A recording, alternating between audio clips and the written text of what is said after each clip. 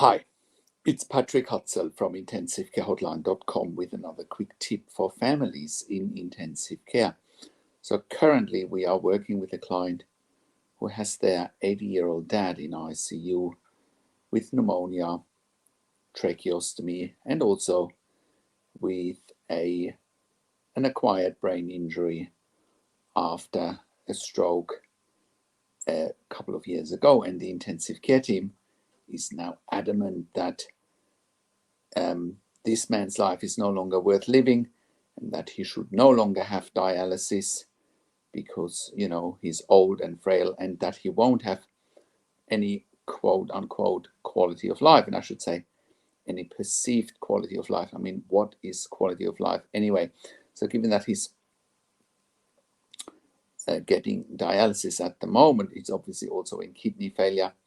This man has documented an advanced care directive a couple of years ago where he says he wants everything to be done even when the situation doesn't look good.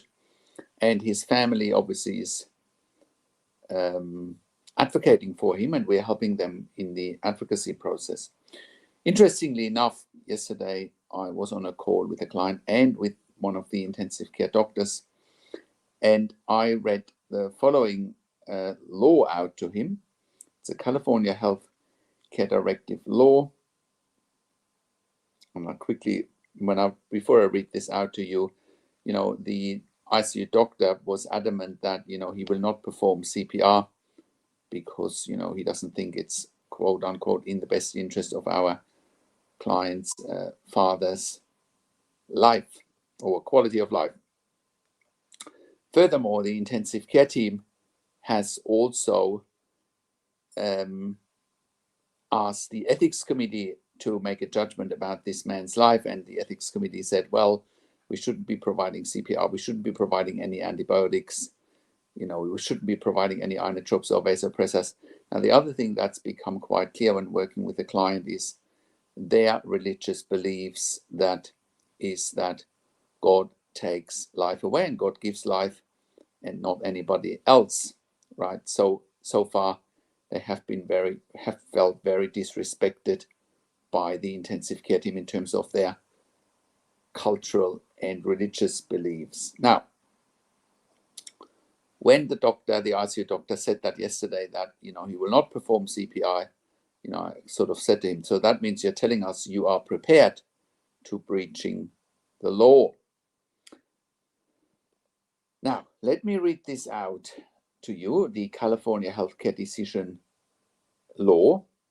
And there's, on the one hand, there's the right to die, and there's also, on the other hand, the right to live. And let me read out the section where it comes about the right to live.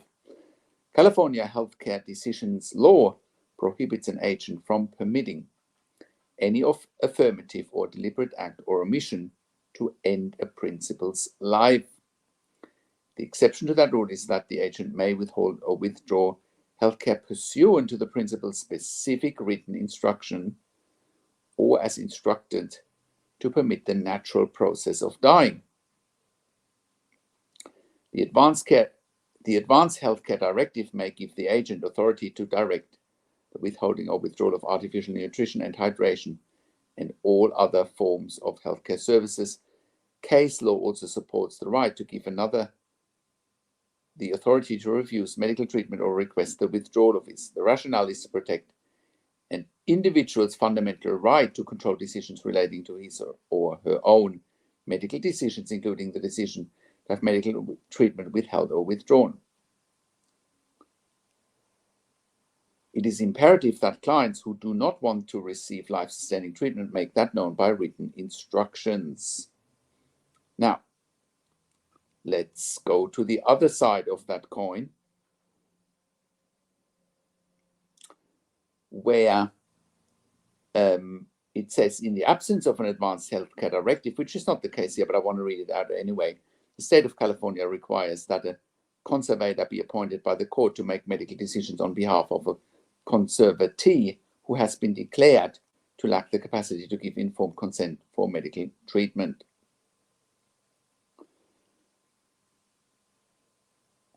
On the other hand, under California case law, a conservator may not withhold artificial hydration and nutrition from a conscious, severely impaired conservatee who was not terminally ill, comatose, or in a persistent vegetative state, and who had not left formal instructions for healthcare or appointed an agent or surrogate for healthcare decisions, absent clear and convincing evidence that the conservator's decision is in accordance with the conservatee's own wishes or his or her own best interest.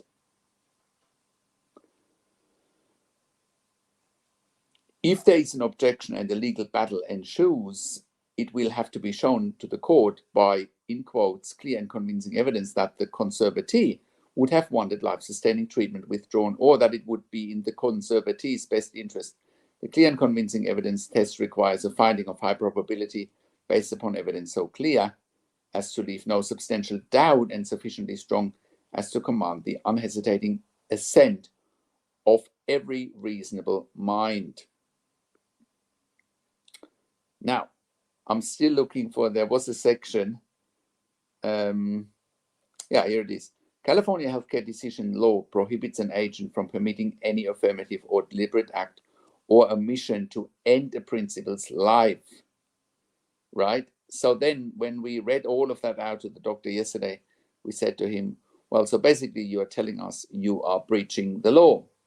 And he ended up being really cocky and said, well, if you want to go to a court and hit me with a lawsuit, you know, he seemed to be above it all. And quite clearly, he told us, well, he's prepared to breach the law.